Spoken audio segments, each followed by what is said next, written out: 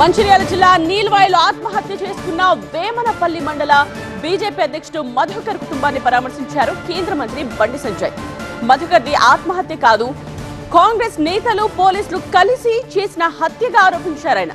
మధుకర్ మరణానికి బాధ్యులైన వారిపై 48 గంటల్లో చర్యలు తీసుకోవాలని ప్రభుత్వాన్ని డిమాండ్ చేశారు. లేదంటే బీజేపీ చేపట్టే ఉద్యమాన్ని తట్టుకోలేరంటూ కాంగ్రెస్ సర్కార్కు అల్టిమేటం ఇచ్చారు బండి సంజయ్. మధుకర్ కుటుంబానికి బీజేపీ అండగా ఉంటుందని హామీ ఇచ్చారు బండి సంజయ్. కార్యకర్తలు, కాంగ్రెస్ పార్టీ కార్యకర్తలు, బీఆర్ఎస్ పార్టీ కార్యకర్తలు గుర్తుంచుకోవాలి. చుక్కలు చూపడతాం మేము. పోలీస్ అధికారుల మీద ఫస్ట్ చర్యలు తీసుకోవాలి.